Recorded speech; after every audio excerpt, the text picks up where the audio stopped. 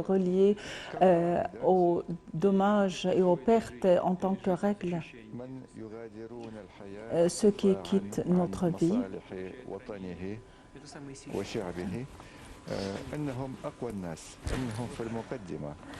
ceux qui sacrifient pour leur peuple sont les héros, et j'ai dit ça plusieurs fois. Ce sont mes convictions. Imaginez que si nous sommes debout ici, nous nous trouvons ici au Kremlin, dans cette salle, et au-dessus de nous, notre soleil artificiel.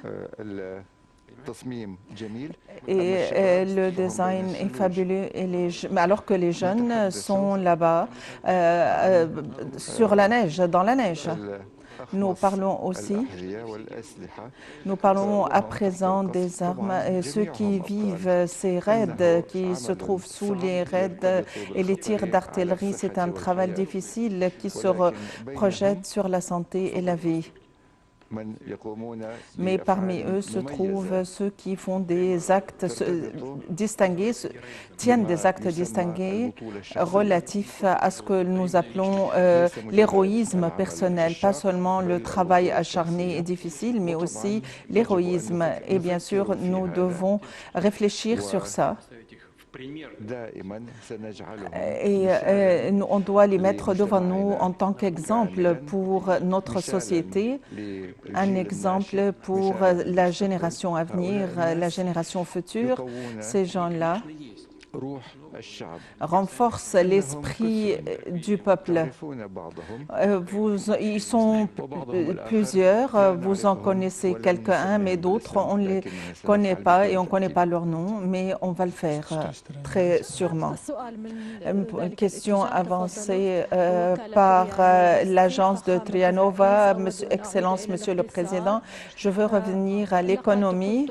Vous avez dit qu'il n'y aurait aucune crise, mais il y en a qui disent que la crise va surgir l'année prochaine. Est-ce que l'économie russe, est-ce que c'est possible que l'économie russe soit subventionnée et soutenue, et aussi ce qui a été avancé relatif aux affaires et au business, mais cette année, personne n'a parlé ou a évoqué ce sujet. Est-ce qu'il y a des problèmes relatifs au financement? En plus de cela, les promesses et les engagements relatifs aux aides sociales, est-ce que ceci va être mis en exergue? En ce qui concerne l'économie, nous avons abordé ce sujet, mais je pense que je dois rajouter à cela que l'effondrement de l'économie, c'est vrai qu'on peut dire qu'il y a un effondrement de l'économie, mais je vais répéter qu'il y en a qui avaient un espoir ou espéraient à ce que 20% ou 25% au plus soit le taux de récession. La récession existe réellement, mais pas seulement 20, mais 25, mais 2,5%. L'inflation, comme je l'ai dit, et c'est un des indices les plus importants. Je pense que ceci va dépasser 12%. Je pense que ceci est meilleur par rapport à d'autres pays, y compris les pays, les G8, les G20. L'inflation est négative, mais chez nous,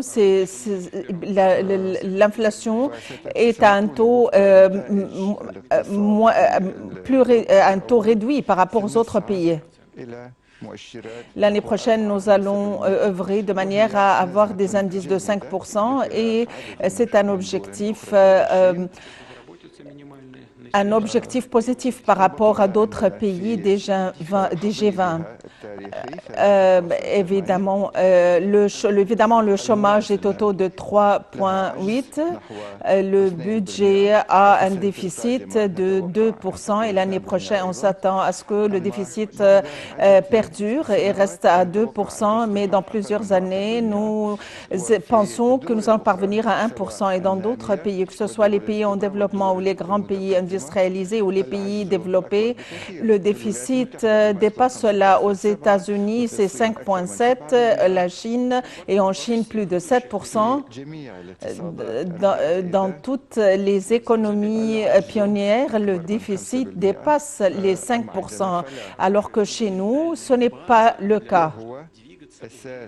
Et ceci constitue une bonne base de départ pour aller de l'avant, pour franchir le seuil de l'année 2023.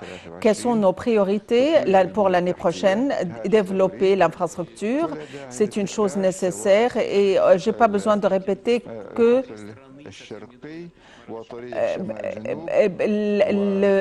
la partie Est et le chemin Nord-Est, Nord-Sud, et comme nous a informé le ministre autour des constructions dans le pays et les sites touristiques et autres, et nous devons aussi résoudre beaucoup de problématiques au niveau financier. Le système financier est stable, les banques œuvrent d'une manière stable et convenable grâce au gouvernement et grâce à ceux qui travaillent dans les banques.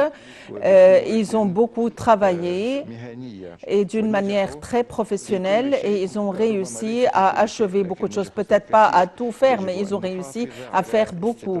Et nous devons préserver la stabilité de l'économie et on ne peut pas aller à droite et à gauche, mais on va œuvrer à réaliser les indices économiques essentiels qui constituent la base de notre économie. L'infrastructure, je l'ai mentionné, et puis le point, c'est la sauvegarde de la stabilité du système financier et bancaire, et le budget et aussi surmonter les défis que nous avons dans notre pays.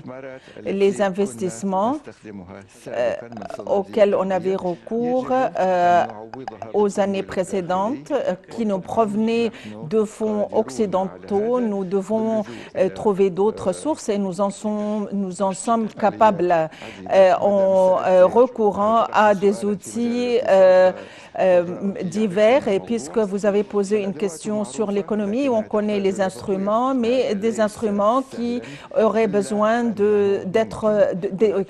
d'évoluer. Nous devons surmonter les défis essentiels et c'est élever le niveau de revenus et des revenus des citoyens en prenant en considération le taux d'inflation et les revenus du budget. On pourrait entreprendre des démarches quant à ce propos et sur cette voie, nous avons plusieurs étapes à entreprendre dans le domaine de l'économie et je suis sûre que tout ceci est réalisable et faisable.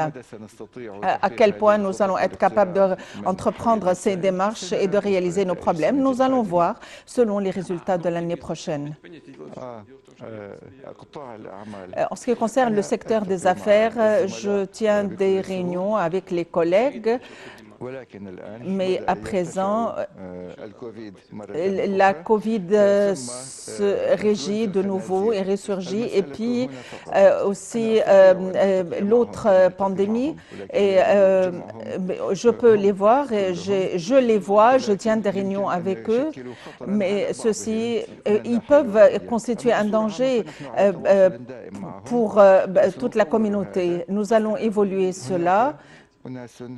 Et il y a des gens différents là-bas, et nous le savons, et le pays le sait. Tout d'abord, tous sont tombés sous les sanctions occidentales.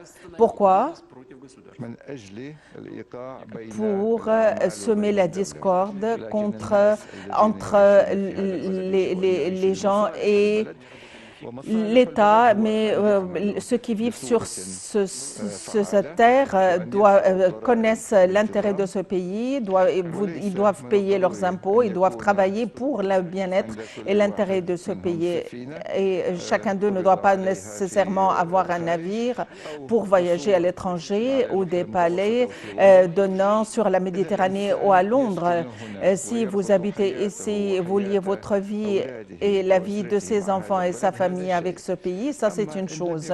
Mais si vous reliez votre vie avec ce pays, mais au contraire, ils veulent retirer l'argent de ce pays, donc ça veut dire qu'ils ne valorisent pas le pays où ils vivent et où ils gagnent de l'argent, mais ils ont des relations plus étroites avec les pays où ils déposent leurs argent. On essaye d'être tolérant avec eux, mais à condition qu'ils travaillent de manière efficace. Mais les relations vont de l'avant et vont perdurer. Et je voudrais pointer du doigt le fait que tout le monde, mais c'est vrai que ce n'est pas tout le monde, mais la plupart de ceux qui représentent le secteur des affaires sont des gens patriotiques. Et chaque personne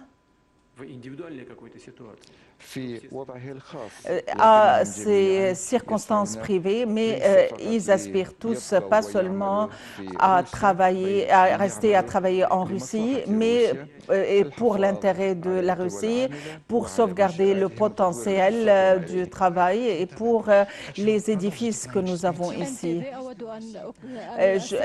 MTV, je voudrais garder la question relative à l'économie au niveau du plafond des prix du pétrole et du gaz. Et nous avons entendu dire que il y a des réactions quant à ce propos. Comment garder et préserver l'intérêt du pays. Je pense que le décret que je vais ratifier lundi ou mardi porte sur les mesures préventives. Quelle que soit la malfaisance à l'encontre de la Russie ou le mal qu'ils peuvent porter à la Russie, eh bien, nous vendons avec les prix que nous avons désignés d'une manière correcte. Évidemment, leur objectif est connu. Nos adversaires, c'est pour minimiser le profit du budget russe, mais rien ne va porter atteinte à ce plafond. Il n'y a pas de perte touchant le budget tant qu'on vit avec ces prix, mais la question réside dans le fait que l'énergie mondiale, ceux qui la gèrent, ils tentent de fixer de nouveaux instruments qui ne lui conviennent pas, qui sont inadéquats.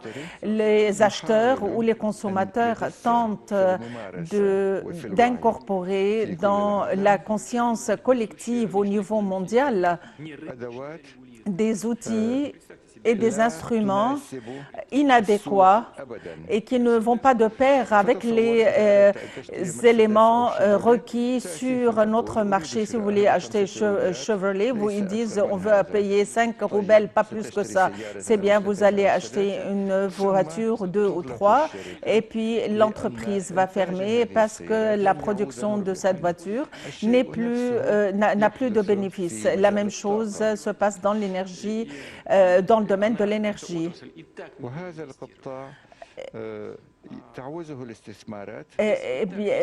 Ceci porte ou se reflète sur les investissements et dans ce secteur, il y a des problèmes relatifs au fait que durant les années précédentes et à cause des problèmes de l'environnement et la relance des sources d'énergie renouvelable et durable et le financement porté aux nouveaux projets concernant les pipelines et autres, les banques ne donnent plus de prêts et les entreprises d'assurance, les compagnies d'assurance ne font plus d'assurance. Par conséquent, les grandes compagnies d'énergie ont cessé d'investir dans le secteur de l'énergie, mais à l'heure actuelle, ils tentent d'imposer un plafond au niveau des prix d'une manière administrative. Et cette voie mène à la destruction de l'énergie mondiale de manière à ce que ceci pourrait pourrait mener au fait que l'infrastructure non financier ne pourra pas assurer et répondre au taux de production nécessaire, chose qui va mener à l'augmentation des prix, à une flambée des prix. Et par conséquent, les producteurs de l'énergie, y compris le pétrole, appréhendent le fait que ceci se reflète pas seulement sur la Russie, mais sur eux-mêmes, parce qu'ils pensent que c'est la première tentative d'imposer les prix administratifs sur les producteurs.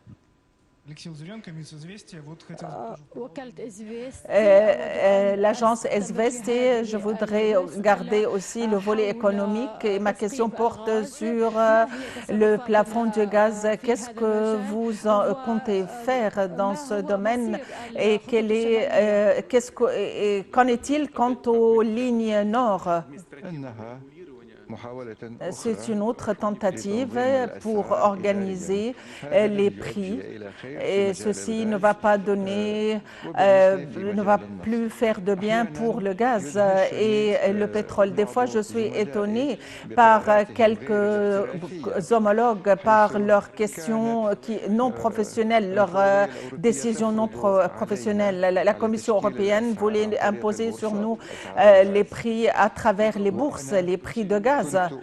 Et moi, je tentais de les convaincre de ne pas recourir à ce moyen car le marché de gaz ne fonctionne pas de la même manière et les résultats sont tellement néfastes et ceci va créer une crise sans issue. Ils tentent d'organiser et de façonner la manière dont ils voient les prix du gaz et ils essayent de contrôler les prix de pétrole et par conséquent la Commission européenne œuvre à organiser la situation à la bourse et veulent relier la bourse au gaz liquéfié et ils veulent que les prix voudraient relier que les prix soient reliés au gaz liquéfié mais c'est une tentative d'organiser les prix de manière administrative, mais ils ne nous aiment pas et ils sont contre nous, ils se dressent contre nous, mais ils doivent s'écouter eux-mêmes au moins. Et je pointe du doigt ceux qui tentent d'organiser les prix des gaz en Europe. Ils n'écoutent pas les Américains et les suivent sur toutes les voies. Ici, qu'ils écoutent les spécialistes américains. Friedman, un spécialiste et est un prix Nobel aussi, il a dit vous voulez obtenir les tomates, fixer leur prix et demain vous aurez un besoin au niveau des tomates. Et c'est ce qu'ils font la même chose pour le pétrole. Nous suivons de près ces démarches et nous sauvegardons nos droits. Au cas où ce système suggéré opte pour l'organisation administrative et si ceci a mené à une violation de nos engagements vis-à-vis de Gazprom. Dans ce cas, on pourrait réfléchir, est-ce qu'on doit annuler ces contrats puisque l'autre partie viole ou ne s'engage pas, ne se plaît pas à ses engagements. À mon avis, c'est un attentat terroriste pour terroriser l'État car des éléments ordinaires et sans toutefois être soutenus d'une structure gouvernementale soient capables de tenir ces actes terroristes. Le soutien terroriste est assuré et comme ils disent, dans ce cas, voyez, c'est dans l'intérêt de c'est dans l'intérêt de quel parti qui a l'intérêt d'avoir le gaz russe en Europe qui va avoir ces fonds. La Russie, qu'ils appellent le conquérant, mais ils reçoivent des argents contre leur transit, leur escale. Nous nous dressons à l'encontre de cette violation, de cette agression. C'est dans l'intérêt de qui que le gaz russe en Europe qui passe à travers l'Ukraine, il est bombardé. C'est en faveur de qui on avait les moyens de voir les endroits ou de regarder les endroits qui ont explosé. Mais il n'y a pas eu d'investigation conventionnelle et régulière. Mais en ce qui concerne le gaz et le pétrole, est-ce que vous savez quelle est l'idée qui me passe par la tête alors que je suis en train de parler? Je pense que ça va être très difficile de faire le contraire de ce que je vais dire. Ce qu'ils tentent de faire au niveau des prix du pétrole et du gaz, qui est le producteur, c'est la Russie, les pays arabes, l'Amérique latine, l'Asie, l'Indonésie, le Qatar, les Émirats arabes unis et l'Arabie saoudite produisent le pétrole. Les États-Unis produisent le pétrole et le gaz, mais ils consomment ce qu'ils produisent, ou la plupart. Il reste très peu pour les marchés extérieurs, c'est-à-dire la production dans ces pays. C'est vrai qu'il y a une production dans ces pays, mais la consommation diffère aux États-Unis. À mon avis, ce qu'ils font, c'est une sorte de retour à l'invasion et aux conquêtes, au colonialisme. Ils tentent de voler les autres pays car la croissance économique en Europe est basée sur le vol des richesses de l'Afrique, de l'Asie et de l'Amérique latine et du trafic humain. Les États-Unis a été fondé sur les deux guerres mondiales et sur le trafic humain et l'esclavage.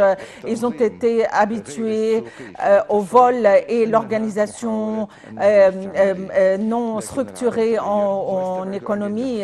C'est l'esprit du colonialisme.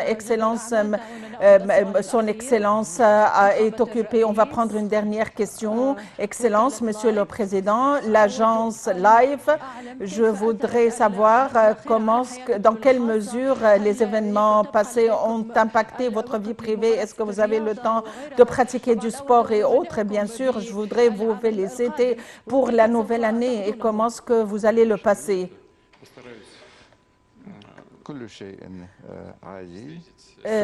Tout est normal. Je vais tenter de fêter le nouvel an avec mes êtres proches, avec les personnes proches, et je vais suivre le discours du président. En ce qui concerne le sport, oui, je pratique le sport. Je pense que c'est un moyen de sauvegarder le fitness et je dois être capable à travailler. Et